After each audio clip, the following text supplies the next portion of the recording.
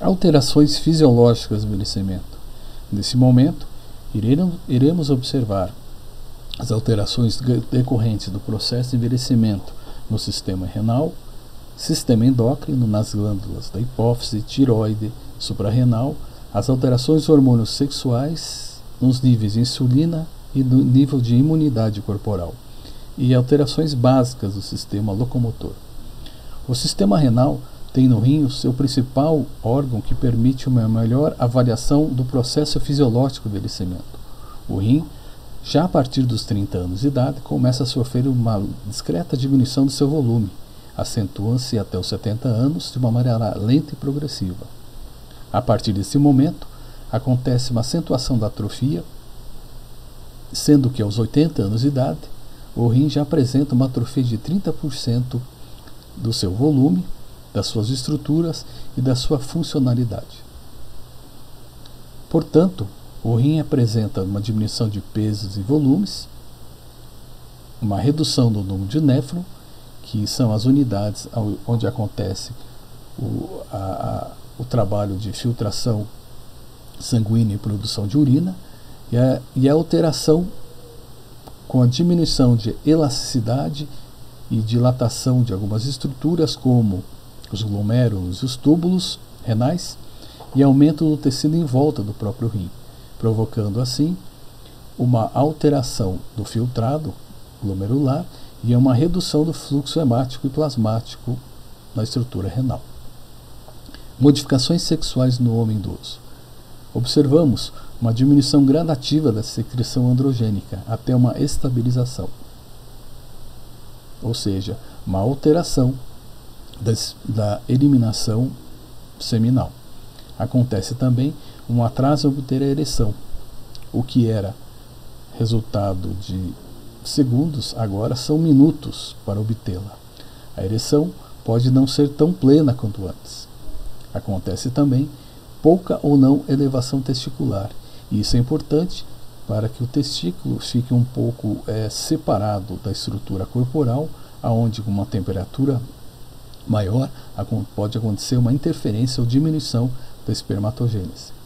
Uma duração maior na fase do platô, não havendo luta por uma ejaculação rápida. Não há inevitabilidade orgástica, ou ela é rápida, ou o orgasmo masculino é muito rápido, ou ele não existe. Acontece uma redução do fluido seminal, uma redução da força expulsora do fluido seminal, e após uma cópula, há uma demora maior de horas de até dias para se conseguir outra ereção. Acontece também uma perda da ereção com rapidez, logo após a ejaculação. Em alguns homens, relata-se o maior controle ejaculatório, em menor número. Uma redução definitiva da exigência ejaculatória é uma consequência de todos os fatores anteriormente vistos e, portanto, o término da atividade reprodutora é mais lento e gradual que na mulher. A mulher acontece a partir dos 40, 50 anos de idade, e no homem acontece a partir dos seus 80 anos de idade. Modificações sexuais na mulher idosa. Acontece a regressão dos tecidos mamários, uma regressão e atrofia dos genitais internos e externos, com pruridos, sobretudo os vaginais, e uma maior incidência de candidíase, por exemplo.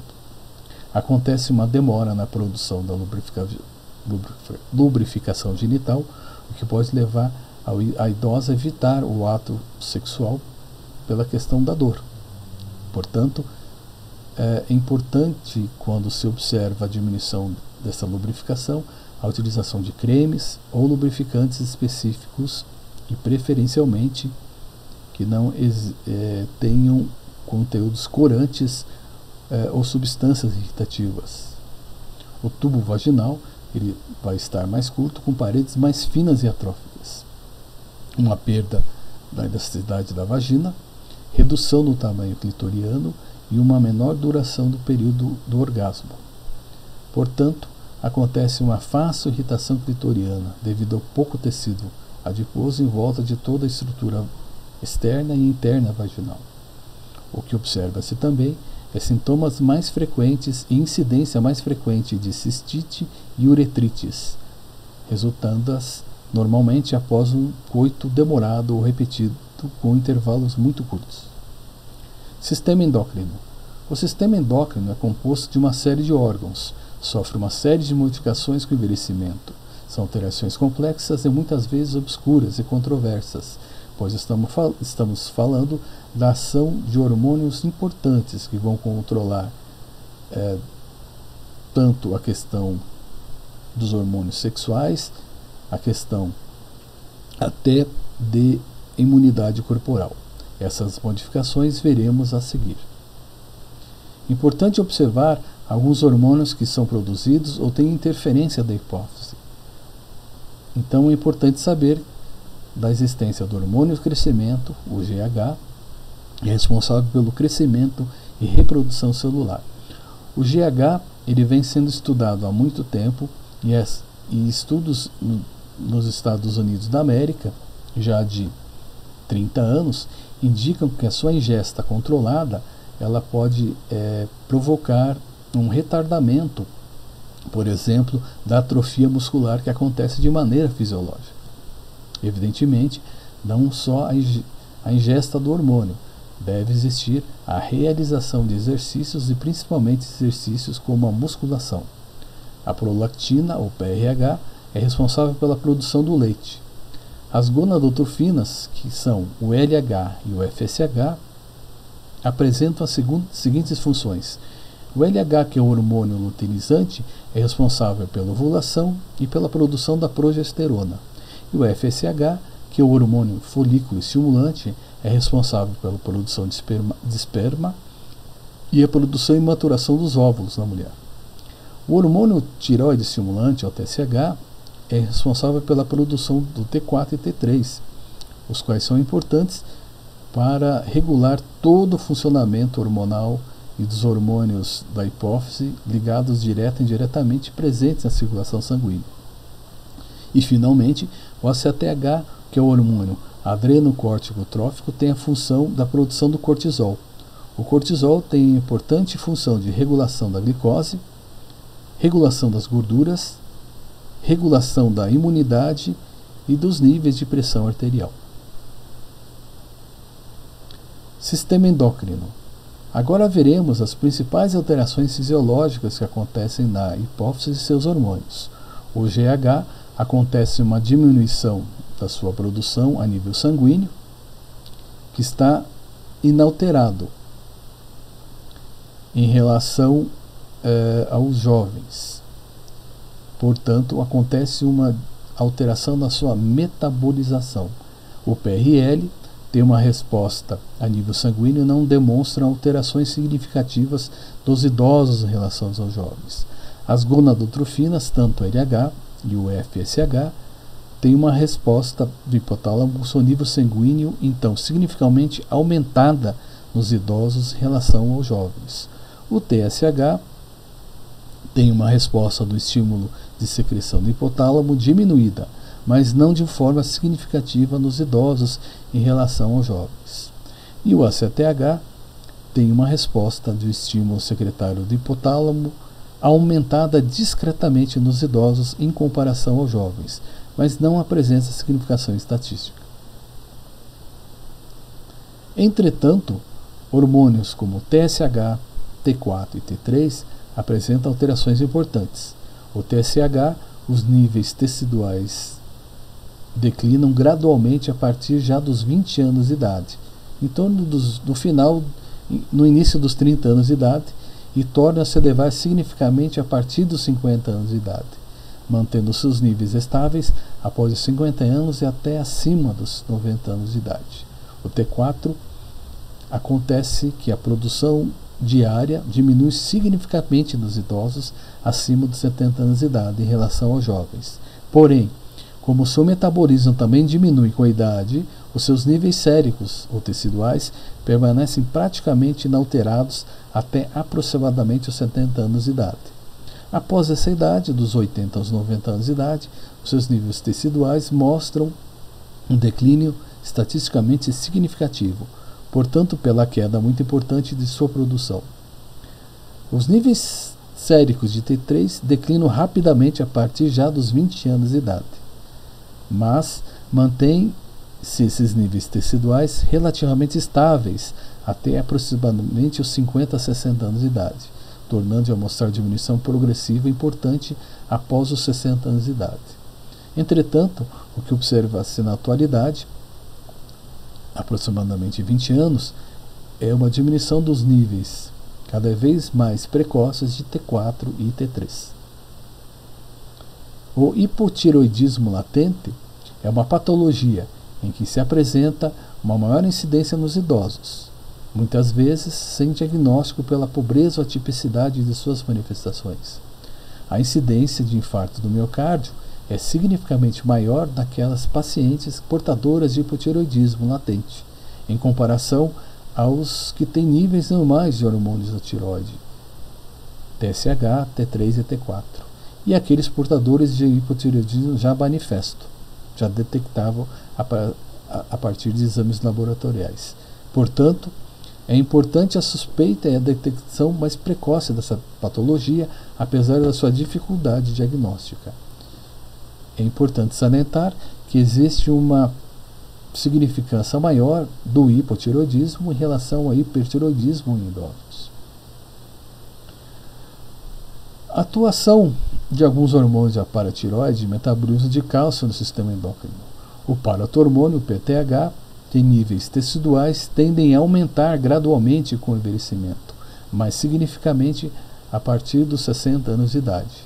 A calcitonina, CT, tende a diminuir até os 40 anos e após tende a estabilizar nos níveis inferiores. E a vitamina D diminui significativamente com o avançar da idade. Vitamina D, pensa-se há mais de 10 anos, que é importante não só para manter a pele saudável e a parte óssea saudável. A vitamina D tem um aspecto mais amplo, onde um nível sérico tecidual em vários órgãos é importante para a prevenção ou diminuição de processos inflamatórios de algumas comorbidades. Ainda no sistema endócrino, a glândula suprarrenal apresenta o ACTH, aumento gradual com o avançar da idade até aproximadamente os 60 anos de idade e após tende a declinar nas faixas etárias mais avançadas. O cortisol, apesar de mostrar uma tendência de diminuição com o avançar da idade, não demonstra alterações significativas com o envelhecimento. Porém, o seu metabolismo está significativamente diminuído em relação aos jovens. Os hormônios andrógenos produzidos pela síndrome suprarrenal, principalmente o DHEA, diminuem significativamente com o avançar da idade, assim como o seu metabolismo urinário. E a aldosterona-renina tem uma alteração na produção significativa com uma diminuição desse sistema adenina-renina, aldosterona-renina, com o avançar da idade, principalmente aos 60 anos de idade, levando a alterações significativas de pressão arterial sistêmica. Os hormônios sexuais, as gonadotrofinas LH e FSH, como já vimos, têm níveis teciduais LH tendem a aumentar com a idade, tanto em homens como nas mulheres. Porém, a resposta dos órgãos, tanto das células do túbulo que produzem sêmen e das produtoras de testosterona, vão diminuindo significativamente com o avançar da idade a partir dos 30 anos de idade. A testosterona tem níveis teciduais que diminuem significativamente a partir dos 20 anos de idade. A fosfatase ácida prostática, que está presente na secreção da próstata, diminui de forma progressiva a partir dos 20 e 30 anos, assim como seus níveis teciduais.